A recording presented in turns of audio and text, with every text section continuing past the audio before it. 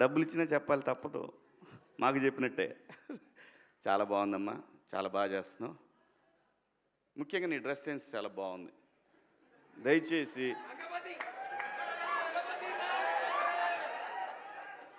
ఇంకో విషయం చెబుతున్నా, అమ్మాయిలు హీరోయిన్లు ఈ బట్టలు పెడితే వేసుకొని పోతే మనమే దరిద్రం అనిపించాల్సి వస్తమ్మా. ఏమనుకోవద్దు, హీరోయిన్లు అందరూ మీరు అనుకున్నా నాకు పోయేది లేదు, లాగి పీకుతాం మనం, అది వేరే విషయం.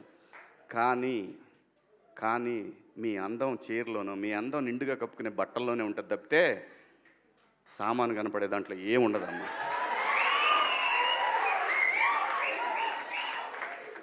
అవి వేసుకున్నంత మాత్రాన చాలామంది చూసినప్పుడు నవ్వుతూ అంటారు, కానీ దేద్రమ్ముండ ఎలాంటి బట్టలు ఎందుకు వేసుకుని కాస్త మంచి వేసుకోవచ్చుగా, బాగుంటావు కదా అనాలనిపిస్తుంది లోపల. అనలేము. అంటే మళ్ళీ స్త్రీ స్వాతంత్రం లేదా, స్వేచ్ఛ లేదా. స్త్రీ అంటే ప్రకృతి, ఎంత అందంగా ఉంటే అంత గౌరవం పెరిగిద్ది.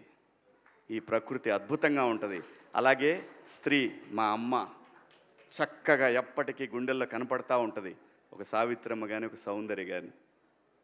అలాగే ఈ జనరేషన్లో ఇంకా చాలామంది, రష్మిక, చాలామంది అమ్మాయిలు ఉన్నారు. వీళ్ళందరూ ఇంపాక్ట్ క్రియేట్ చేశారు కాబట్టి అమ్మటే చెప్పగలుగుతున్నాం. గ్లామర్ అనేది ఒక దశ వరకే ఉండాలా, ఇంతవరకు ఉంటే పర్లా, అది ఇక్కడికి రాకూడదు. నేనేవాళ్ళే కానీ చెప్పడానికి మళ్ళీ అందరు రేపు పొద్దున పెద్ద పెద్ద వాళ్ళంతా బయలుదేరతారు, మాకు స్త్రీ స్వేచ్ఛ లేదు. స్వేచ్ఛ అనేది అదృష్టం. ఆ స్వేచ్ఛని కోల్పోవద్దు. మన గౌరవం ఎప్పుడు పెరుగుద్దంటే మన వేష భాషల నుంచే మన గౌరవం పెరిగిద్ది.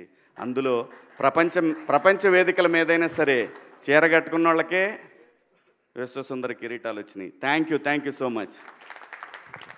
థ్యాంక్ యూ శివాజీ గారు, థ్యాంక్ యూ సో మచ్.